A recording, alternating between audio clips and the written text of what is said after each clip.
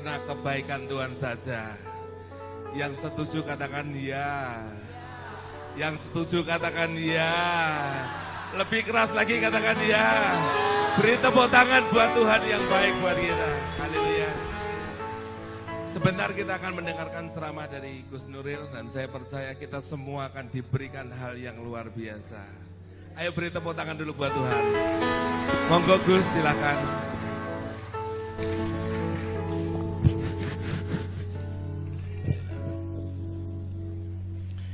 Handphonenya Pak Robi.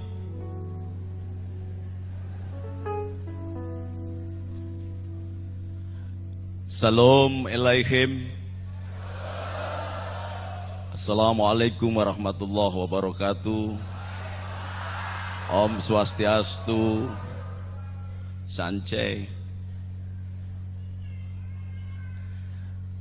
Saudaraku yang dirahmati oleh Allah, yang sama-sama memperingati hari lahir orang yang diurapi di dunia, pengadil terakhir yang adil, yang mulia di dunia dan akhirat. Dan Rasul sendiri Muhammad SAW mengatakan, aku saudara terdekatnya. Yang terhormat Kiai Happy, Pak Bupati Rianto itu sudah berapa kali? Baru satu kali. Jangan nyalon bupati dulu, karena saya khawatir kalau Pak Budi ini sering hadir begini nanti malah jadi bupati. Tapi jangan nyalon dulu lah, biar 2 kali. Kemudian Pak Edi, sahabat saya, dan Bapak Dandim, Pak Kapolres yang barangkali diwakili, sahabat saya Pak Robi yang juga menjadi sahabatnya Habib Ahmad, dan saudara-saudara pecinta Indonesia damai, baik yang dari Kristen, dari Hindu, Buddha, Konghucu, Katolik, dan aliran kepercayaan barangkali kalau diundang. Sayang karena ketika saya ngarang lagu ini, ketika Gus Dur sudah meninggal. Dalam proses itu, kemudian saya tidak cantumkan Konghucu, jadi nanti barangkali perlu dirubah lagu ini karena Konghucu tidak masuk di situ. Saya mohon maaf kepada teman-teman anak buahnya Bisu Cicai Ing. Kalau teman saya Konghucu di Jawa Tengah namanya Gan Kokwi. Gan Kokwi itu adiknya Gan KL, pengarang cerita silat, sahabat saya. Ini rodok bengung memang, biar enggak begitu bengung coba. Barangkali ini sejarah Natalan saya datang begini, karena di Pati nggak pernah ada. Benar? Bagi banser-banser dan kiai-kiai muda barangkali juga kaget. Tetapi kalau dulu ada 3 orang yang karena cintanya kepada bangsa dan negara ini keluar masuk gereja, vihara, puri, dan pura untuk menyampaikan cinta. Yang ditulis di sini adalah true love. Dan kalau panjenengan buka lihat di belakang itu, di situ ada El Sadai, itu Ar-Rahman Ar-Rahim kalau dalam bahasa Arabnya. Ada Yehova.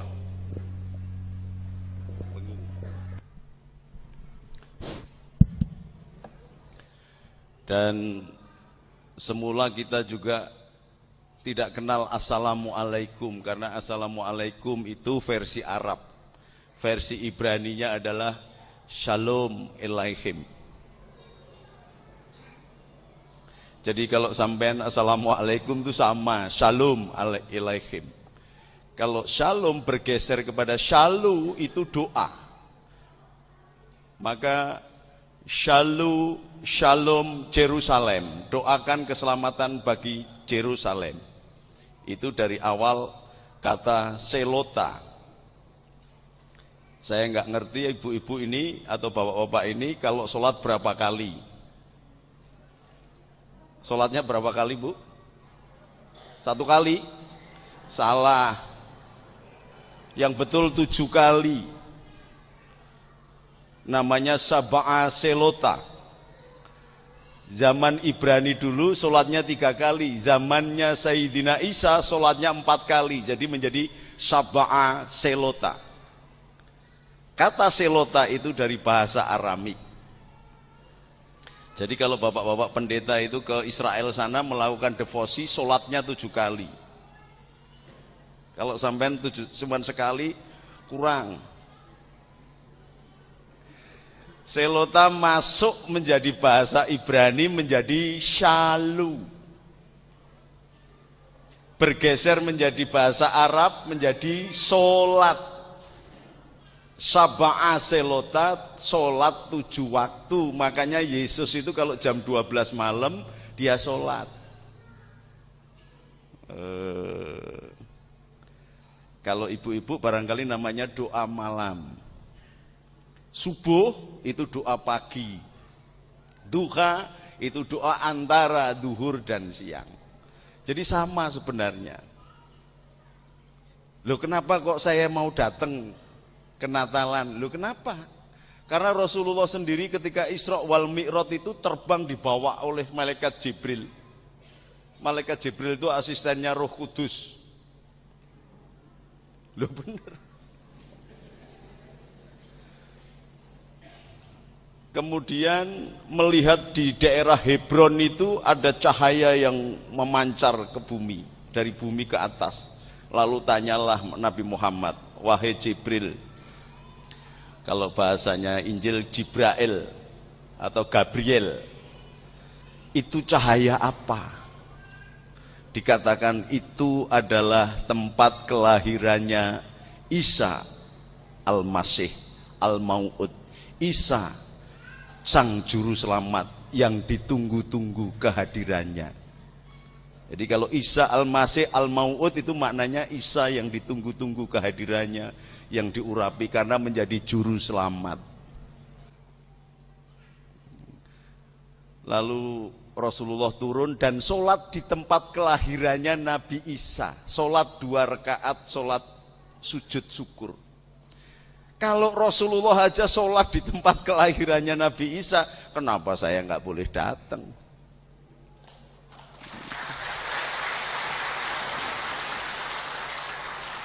Maka kulit Allah awitur rahman ayyamat tad'u falahul asmaul husna wala tajhar bisolatika wala tukhafid biha wabtaghi baina dzalika sabilan wa qulil hamdulillahilladzi lam yattakhidh walada wa lam yakul lahu syarikun fil mulk wa lam yakul lahu waliyun minaduli wa kabirhu takbiro. Sampean bengong semua karena enggak ngerti artinya.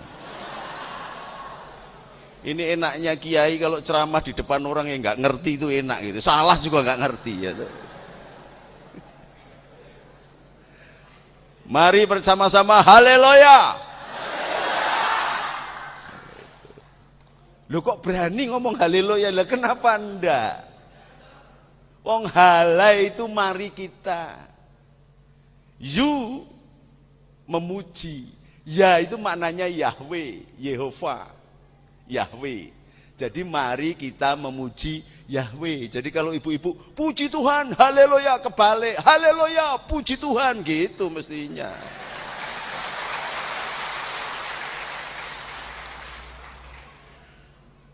Maka Allah di dalam Quran pun mengatakan kulit Allah awidur rahman. Panggillah aku Tuhanmu itu Allah, Allah, ilah, atau Ar-Rahman yang maha kasih, true love, atau Yehova.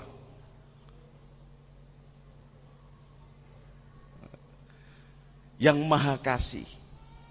Maka kalau sampean sudah menyebut Allah adalah yang maha kasih, dan Anda semua murid-murid Tuhan yang ketika lulus menjadi anak-anak Tuhan, maka kewajiban Anda semuanya adalah mengaplikasikan nama Ar-Rahman yang Maha Kasih itu dalam kehidupan sehari-hari.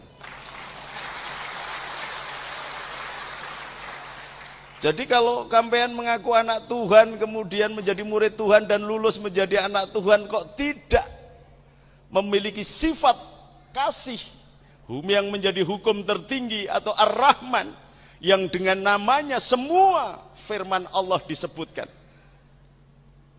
sebenarnya sampean belum kenal agama dan belum kenal Tuhan. Makanya banyak orang yang seolah-olah melayani agama, melayani Tuhan, sesungguhnya dia melayani nafsunya sendiri. Yang namanya taat kepada Tuhan bukan karena menyebut Tuhan, Tuhan, Tuhan kemudian masuk surga. Enggak, kalau enggak hati-hati menyebut nama Tuhan itu jadi berbahaya malahan. Tuhan, Tuhan, Tuhan, Tuhan, Tuhan, Tuhan. Tuhannya tetap sampean yang jadi hantu. Karena apa? Menakut-nakuti saudaranya. Kasih tidak ada. Maka Matius mengatakan, kalau engkau mengaku tinggal di dalam terang, tetapi engkau tidak mencintai saudaramu, sesungguhnya engkau tinggal di dalam gelap sampai sekarang. Matius 7.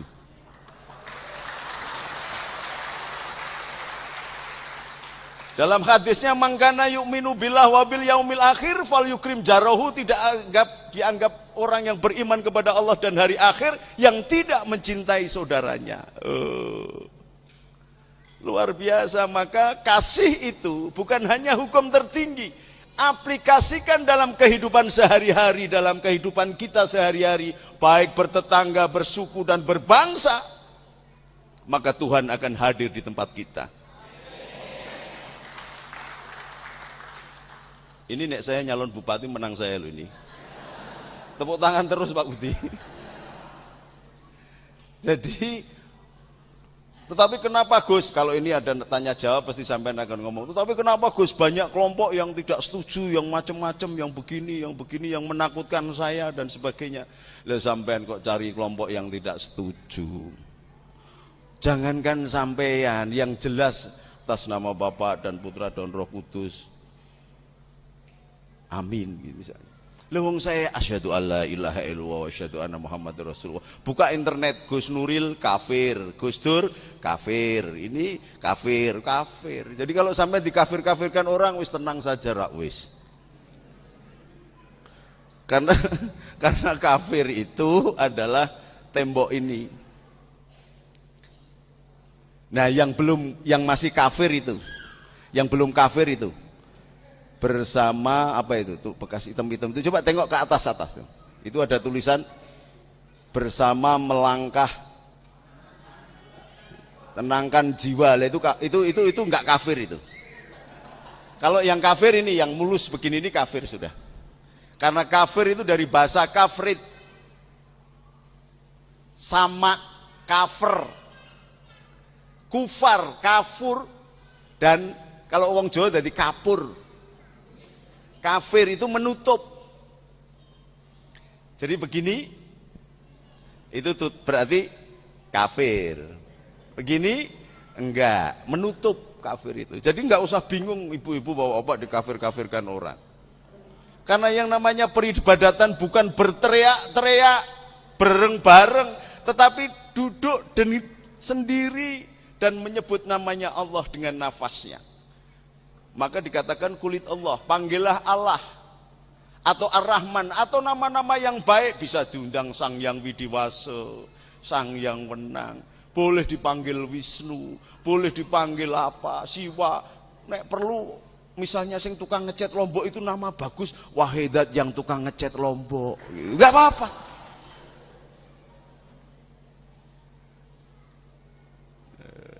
Ini Bapak dan Ibu-ibu.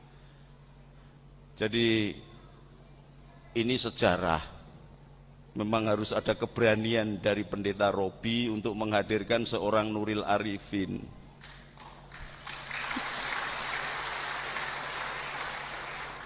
Jadi Pak Tri dan temannya satu lagi siapa itu ketemu saya, bingung. Udah nggak usah bingung, temuin aja Panglima Chen Ho yang sekarang tinggal di Pati, namanya Edi Kubuta, ya bilang gitu. Dia punya sahabat namanya Muhammad Ridwan yang bergelar jadi Kiai Happy. Sudah ketemuin itu aja, insya Allah semut. Karena apa? Karena banyak bangsa ini yang tidak paham tentang agama. Akibatnya kita tercerai-berai, tidak karu-karuan. Orang lupa bahwa sebelum ada NU, itu diawali dari pemikiran dulu untuk menerapkan 3 pilar. Tawazun, tawasud, tasamuh, i'tidal tumakninah. Pikiran yang sangat luar biasa. Karena apa? Karena Hadratus Syekh Hasyim Asy'ari, Kiai Bisri Samsuri, Kiai Wahab Hasbullah, yang kemudian memiliki anak keturunan yang sangat terkenal, Kiai Wahid Hasyim. Kiai Wahid Hasyim mempunyai anak yang menjadi nama pesantren saya, Soko Tunggal Abdurrahman Wahid, itu merangkum ajaran Wali Songo. Wali Songo itu merangkum ajaran Rasulullah Muhammad SAW yang ketika mau melakukan dakwah pertama itu mengumpulkan orang Hindu, orang Majusi, Zoroaster, orang Buddha, orang Sabi'in, orang Katolik dan orang Nasrani. Maka disebut Nasrani. Dan sampean harus bangga, sebenarnya Nasrani itu Nasro, menolong. Ini aku yang menolongku. Jadi maknanya Nasrani itu yang menolongku. Maka yang pakai seragam Banser itu adalah barisan Ansor Serbaguna. Dari kata Ansor, Ansor adalah penolong. Jadi sing lebih Kristen, apa kok lebih Kristen? Lebih Nasrani itu sebenarnya Banser itu daripada sampean.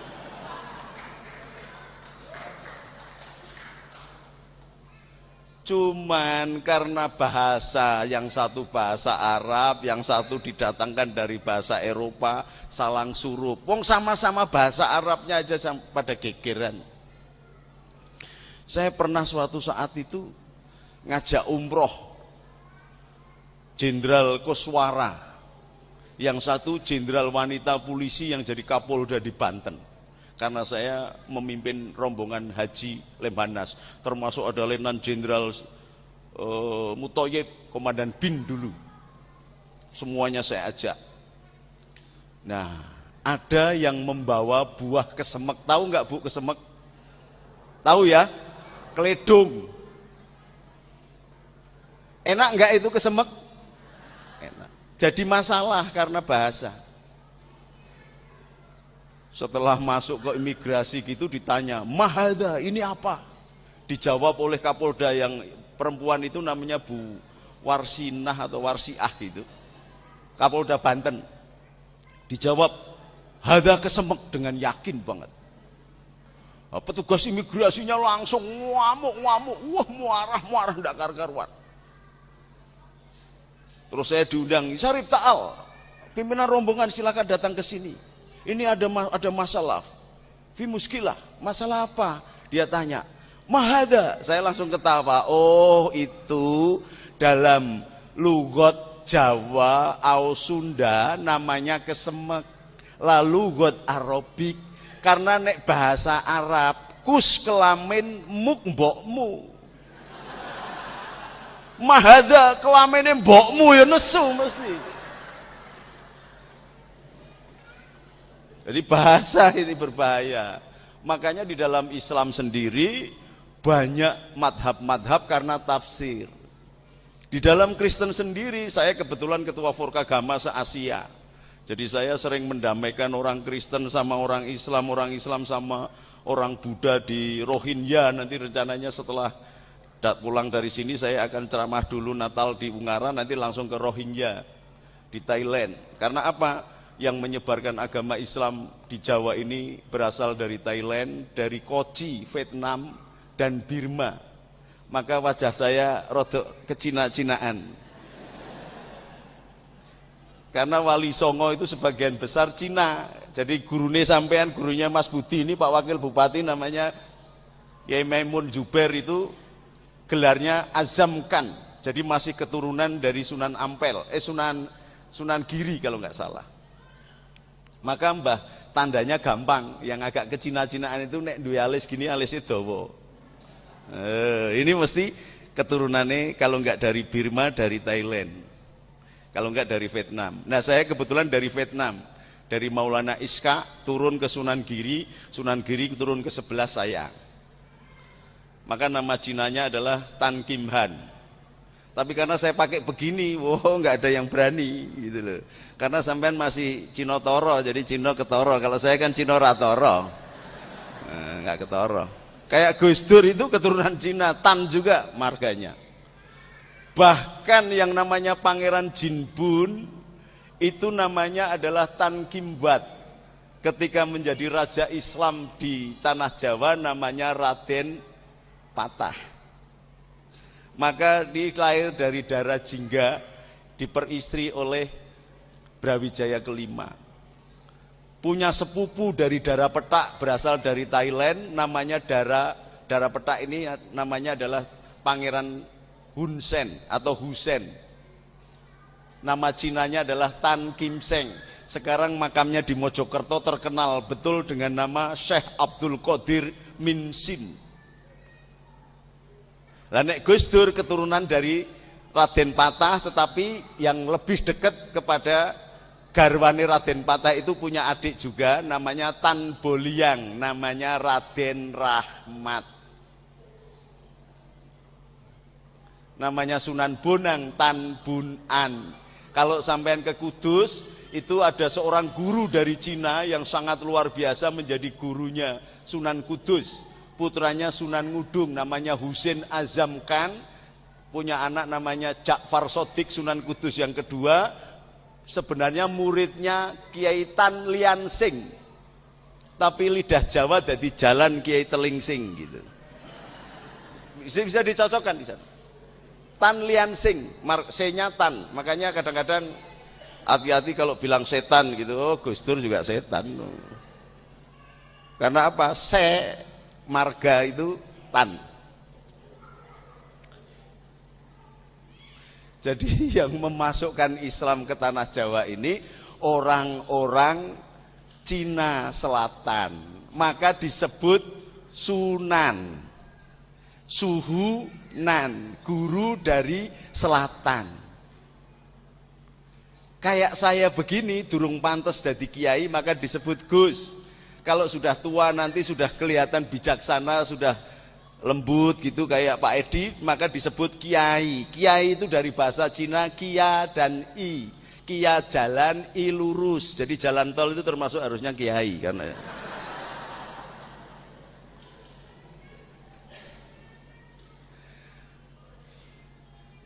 jadi kenapa kita kemudian berperang-perang? Ini yang dikehendaki. Jadi pecah belah. Teman-teman Nasrani itu sudah 399 cabangnya, pecahnya.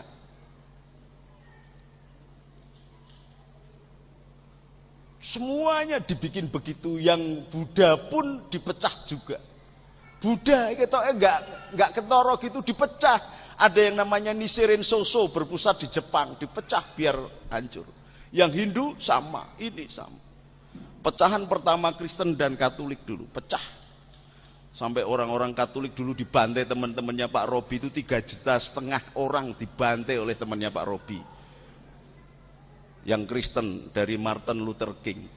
Apa ini terus akan begitu? Kalau mau bantai-bantaian silakan, jangan di Indonesia. Indonesia ini oleh Hadratus Syekh Hasyim Asy'ari yang mengambil rujukan dari Rasulullah Muhammad SAW, dikumpulkan semua makhluk yang beragama apapun dan dibikin fakta pertahanan yang namanya Piagam Madinah. Yang barang siapa ada orang Yahudi diserang dari luar, orang Islam siap membela. Yang ada orang Nasrani diserang, dibela. Yang beragama Zoroaster dibela. Itu konsepsi Piagam Madinah. Dibawa oleh Wali Sembilan, dicetuskan oleh NU, dan kemudian tahun 35 sebelum kemerdekaan, konsepsi NU adalah mendirikan negara kesatuan Republik Indonesia. Bukan negara Islam. Bukan negara Islam. Negara Kesatuan Republik Indonesia. Maka ketika muncul BPUPKI dan perumusan Pancasila, Kiai Wahid Hasyim diutus supaya Indonesia ini tidak jadi negara teokrasi, juga tidak negara sekular. Bukan negara teokrasi, bukan negara sekuler. Maka di dalam sila yang pertama adalah ketuhanan yang Maha Esa. Jadi banser-bansernya cek ero ini ben paham. Makanya sampai kemudian Mr. Marames dari negara bagian timur Indonesia protes. Kalau Piagam Jakarta atau 7 kata di dalam pembukaan Undang-Undang Dasar 45 itu dicantumkan, kami terpaksa berpisah diri dengan Anda semua, akan mendirikan negara sendiri. Maka oleh Hadratus Syekh Hasyim Asy'ari dinasihatkan BPUPKI itu hilangkan. Maka 7 kata dalam pembukaan Undang-Undang Dasar 45 dihilangkan. Jadi Piagam Jakarta hilang. Artinya Indonesia adalah negara yang berdasarkan Pancasila. Jadi bukan, tapi sekarang bapak-bapak dan ibu-ibu, mumpung ada pejabat juga, sekarang ini Indonesia menjadi bukan negara sekular, bukan negara agama, tetapi menjadi negara yang bukan-bukan malahan. Pancasilanya sudah dikhianati, sehingga pencoblosan one man one vote harusnya kan kerakyatan yang dipimpin oleh hikmat kebijaksanaan dalam permusyawaratan perwakilan. Memilih seorang Paus Paulus saja tidak sembarang kardinal boleh memiliki suara. Di sini di Indonesia semua bisa nyoblos, mudeng rak mudeng nyoblos, sehingga kebenaran divonis dengan jumlah yang banyak.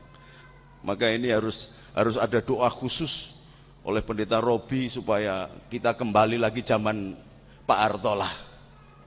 Jadi bupati itu dipilih oleh gubernur, ya DPR lah, DPR.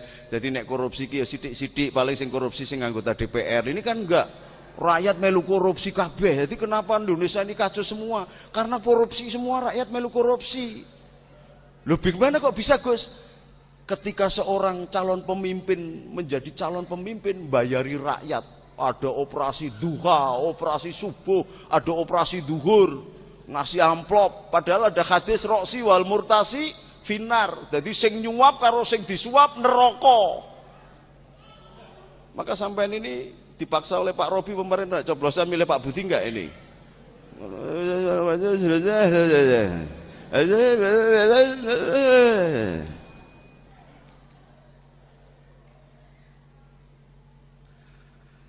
Indonesia kita harus sadari kembali kepada 3 pilar NU itu. Tawazun ini, ibu-ibu dan bapak-bapak juga para pemimpin agama yang hadir ini. Kenapa tidak memilih negara Islam? Kenapa mengambil NU itu sikap tawazun? Tawazun itu dari kata mizan, timbangan, jadi adil betul. Kenapa?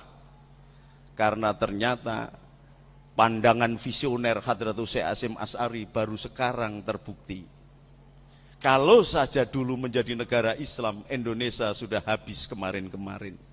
Wong tentaranya, angkatan lautnya aja diserempet sama kapalnya Singapura aja nggak berani. Kenapa? Karena kapal perangnya ada 5, yang bisa jalan cuma 3, senjatanya 18, sing somuni 5 tok. Bener ini, saya sering diundang di Mabes TNI untuk bicara. Saya tahu persis. Kalau tidak ada ibu-ibu yang Kristen, yang Hindu, yang Buddha, yang menyebar di seluruh Indonesia ini, Indonesia sudah dianeksasi oleh Amerika. Kurang hebatnya apa Irak? Dia adalah satelitnya Amerika di Jazirah Arab yang memiliki senjata nuklir. Kurang hebatnya apa? Muammar Gaddafi, kaya raya, semua rakyatnya hebat. dikasih modal, dikasih kesempatan untuk hidup merdeka yang luar biasa. Kurang hebatnya apa Kuwait? Kurang hebatnya apa Mesir yang memiliki sejarah paling panjang di dunia? Kalahnya sama orang Jawa sama orang Cina tok Mesir itu.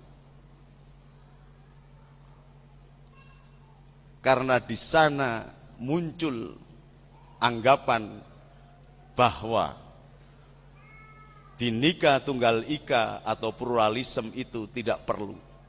Maka menjadi negara-negara Islam. Dan begitu kepentingan kapitalis datang, habis. Coba kalau mau di Indonesia meh bedil, dek, wah ono Kohjun di sana, nggak jadi. Mau bedil, dek, wah ada Petrus di sana. Petrus padahal sebelum ayam berkokok sudah 3 kali menyalahi janjinya. Tapi tetap aja diakui, wah Petrus berarti bukan Islam toh. Wong Petrus kok. Mau bedil ada Pak Edi, wah ada Pak Edi. Itu yang pada abad ke-8 perintis ajaran Buddha itu bernama Yasu. Karena memiliki 6 kesamaan dengan Yesus, maka disebut Yasu.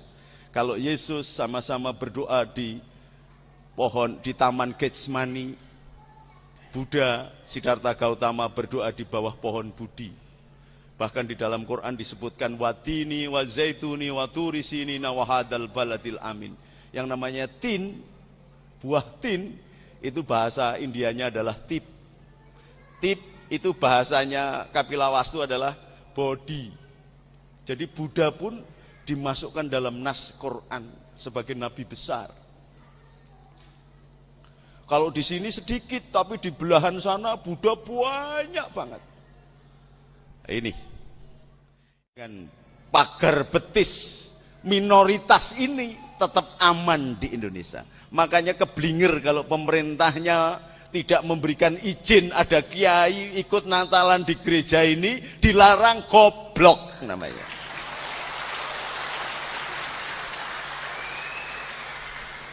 Karena justru yang nampaknya minoritas ini adalah menjadi penyelamat yang mayoritas. Karena apa? Menjadi pagar betis. Ini pandangan visionernya Hadratus Syekh Hasyim Asy'ari. Maka kemudian membentuk yang namanya anak-anak muda bernama Banser ini untuk mengamankan.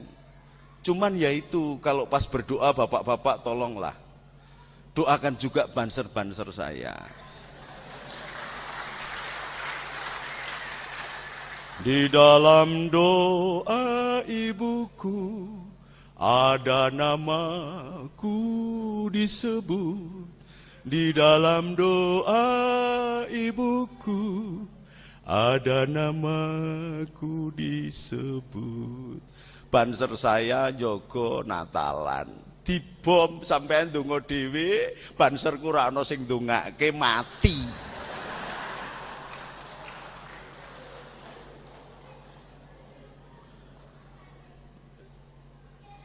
Lho nek Satpol PP apa Hansip apa ngono njaga ngono dikeki amplop, nek banser ngono ki ora amplopan, mula gering-gering banser ya to.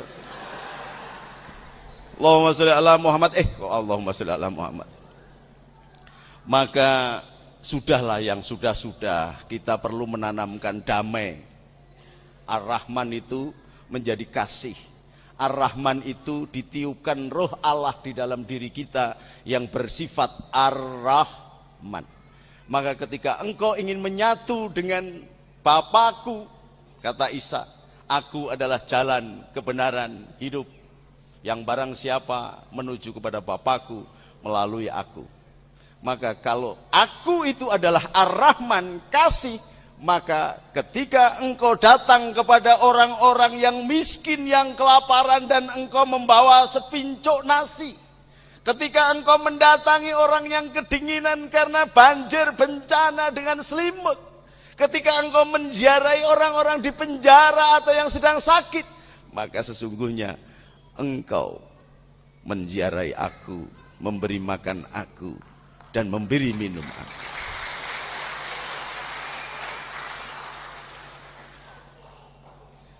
Kalau Anda sudah melakukan itu, maka Allah Bapa sendiri yang akan membedakan mana kambing, mana domba. Karena Anda adalah domba yang akan diselamatkan oleh Allah Bapa di sisinya. Matius 25, 26, 27. Jadi saya hafal banyak Injil, tapi Pak Robi nggak usah khawatir, saya tidak akan daftar jadi pendeta. Karena bersaing dengan saya berat banget udahlah.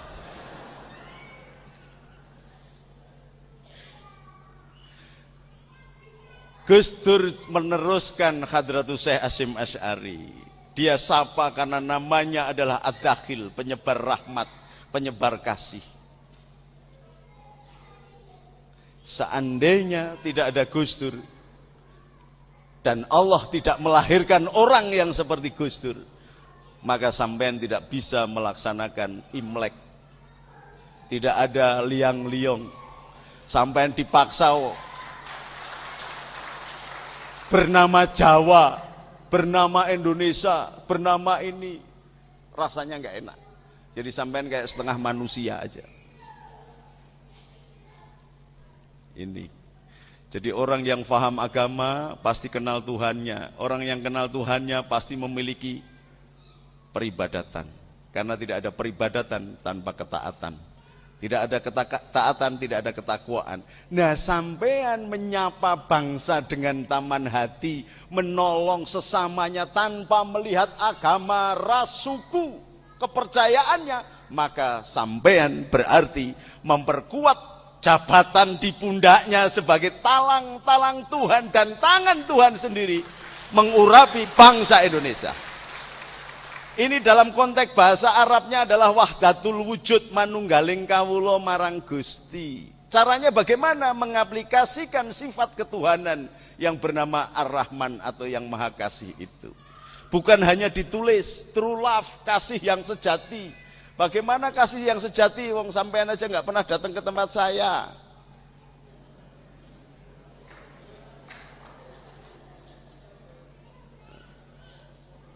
Ayo, apa bukan dengan tidak resiko ini saya? Saya kemarin masih di Jakarta, terbang ke Surabaya.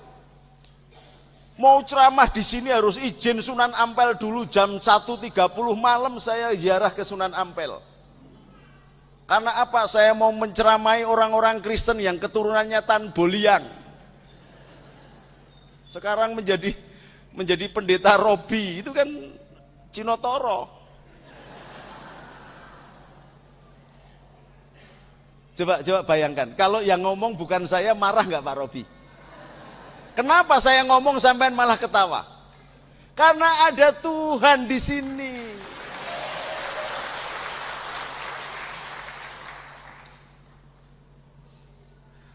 Jam 3 saya sudah jalan ke Jombang.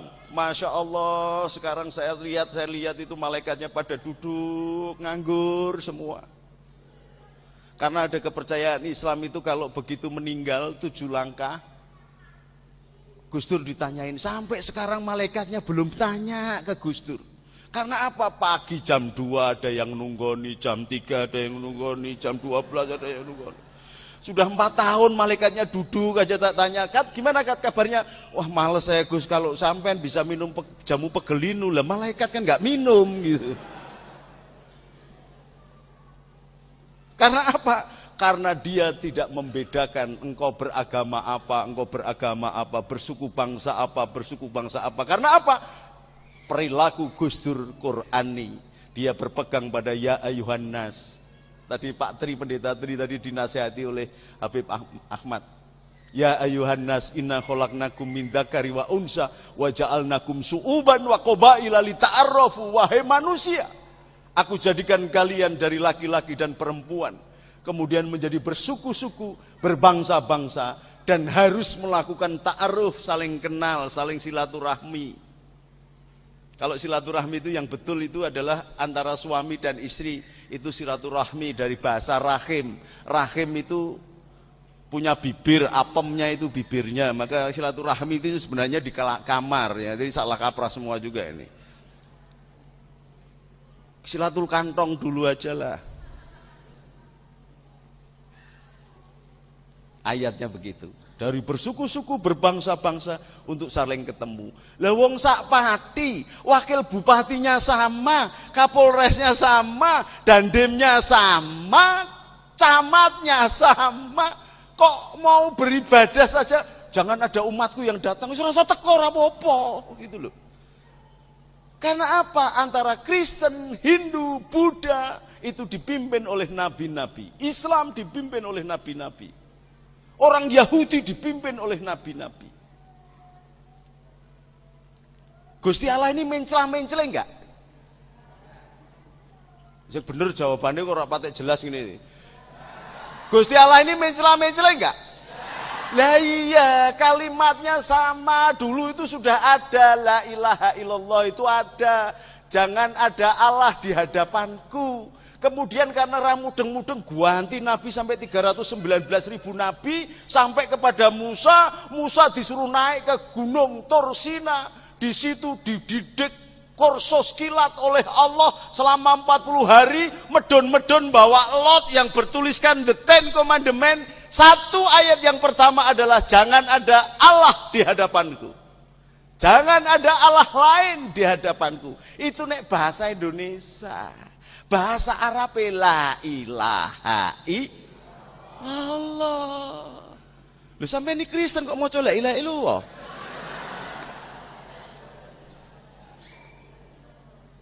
Ini karena orang-orang rumangsane iki bahasa kuwi yo duwe agama gitu loh. Padahal nek sampean ndeloki caranya ceramah orang-orang pendeta-pendeta Syria bahasa Arab. Enggak ada puji Tuhan gitu, enggak ada. Alhamdulillah gitu. Lu ngertinya bahasa Arab. Di Arab itu anak kecil-kecil umur 3 tahun itu loh bisa bahasa Arab. Lu bener itu.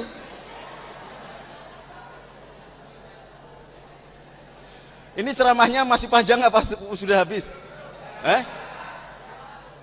Lu teruslah awakmu to, Nduk. Ini sing duwe acara iki sapa iki?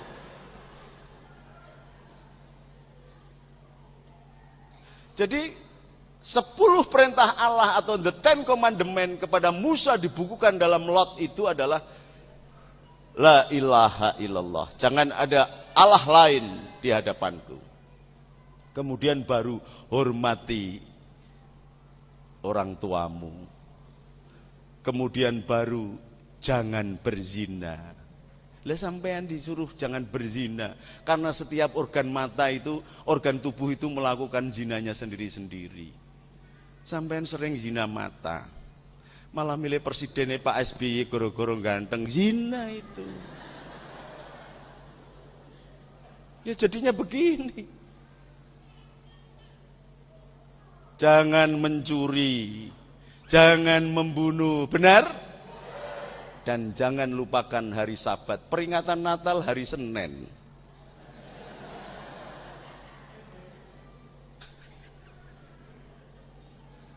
Loh iya apa enggak? Hari Sabat itu hari apa sih? Hari Sabtu, sampai ibadahnya hari Minggu. Natalan hari Senin. Saya pernah diprotes itu ketika saya ceramah di gereja Katolik Santo Ignatius Loyola di Menteng. Loh Gus Nuril kenapa? Ibadahnya kok hari Jumat? Lah sampean ini loh yang dapat perintah Allah. Yang namanya perjanjian lama ya beribadahnya harus hari Sabtu malah hari Minggu kok. Sampean ngelok ke saya.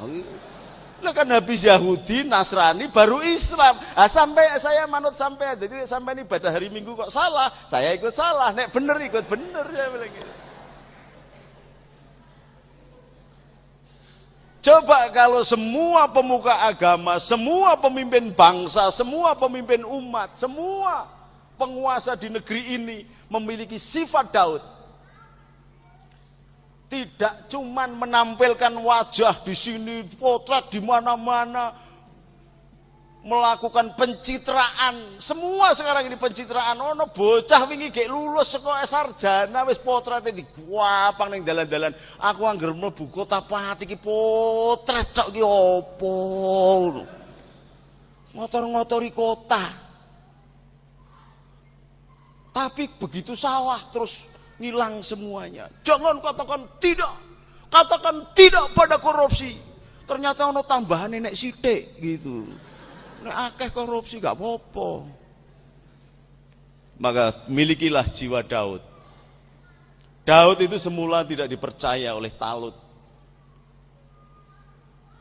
seorang pemimpin Israel yang demikian gagah perkasa dan mengalahkan Jalut. Talut ini mengalahkan Jalut. Ketika mau menghadapi Jalut, ngeri karena gedenya kayak gitu, padahal Talut itu gede banget. Lalu muncullah anak muda, sangune ketepel, namanya Daud, yang terkenal dengan David. Daud inilah yang melahirkan Soleman atau Raja Soleman. Daud bisa mengalahkan Jalut. Goliat itu Jalut bahasa Arabnya.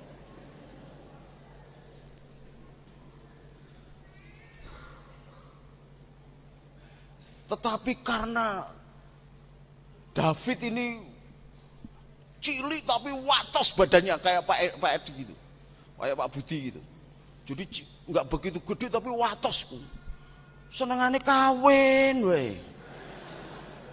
Bojone sudah 999 melihat panglimanya punya istri cantik, dicintai juga.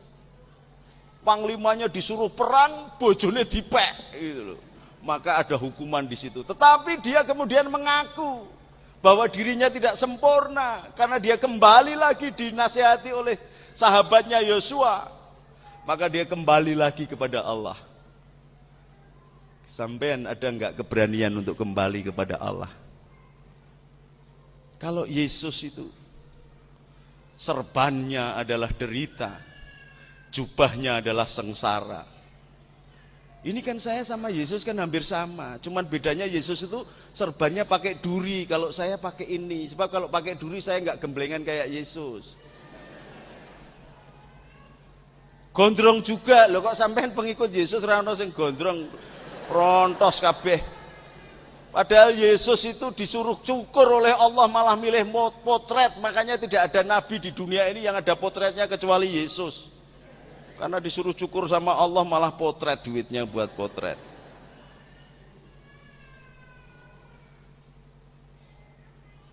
Daud memberikan contoh dan mengaku salah. Ini yang tidak dimiliki oleh bangsa seluruh dunia. Tetapi mari kita daftarkan diri kita sebagai pengikut Daud, pengikut David. Bisa enggak diiringi lagunya? Ini Mazmur. Sekali-sekali Kiai nyanyi Mazmur. Jiwaku terbuka untukmu Tuhan, selidiki nyatakan segala perkara, singkapkan semua yang terselubung, supaya aku layak di hadapanmu Tuhan. Gitu ya, ayo bareng-bareng. 1, 2, 3. Jiwaku terbuka untukmu Tuhan, selidiki nyatakan segala perkara, singkapkan semua yang terselubung, supaya ku layak di hadapanmu Tuhan. Ini bahasa Arabnya. Amin tada kuriji ronin bede salami majas tadam anjaro min muklatil dome. Udah segini aja. Kalau tak teruskan sampean terpesona malahan. Ada nggak keberanian jiwaku terbuka untukmu Tuhan, kemudian mengadakan malam-malam ketika jam 12 malam seorang pemimpin ambil air wudhu, tidak ngeloni hostes. Doa di situ, ya Allah, hari ini aku melakukan ini. Yang begini ini saya salah. Yang begini ini kalau betul ya Allah, jadikanlah pembenaran semuanya. Supaya bangsa ini tercipta damai dan sejahtera. Tolong doakan bupatinya, sak dandinnya, sak wakil bupatinya, sak kasdimnya, sak kapolresnya, sak camatnya, semuanya. Bahwa seorang Kristen yang baik ketika memasuki kota, maka dia mendoakan kotanya agar menjadi damai sejahtera. Seorang Kristen yang baik ketika di dalam hatinya ada kebaikan, memandang sebuah perbuatan itu kebaikan dan tidak melaksanakan kebaikan itu, dia berdosa. Maka ini baik apa tidak? Laksanakan dengan baik. Dan saya ucapkan selamat Natal dan Tahun Baru. Al-afu minkum, maafkan saudara-saudara kami yang barangkali salah persepsi. Saudara kami yang dari Buddha, dari Hindu, dari Konghucu yang hadir di malam ini, saya yakin Tuhan datang ke bumi. Dan mudah-mudahan bangsa ini tetap jaya, merdeka. Assalamualaikum warahmatullahi wabarakatuh.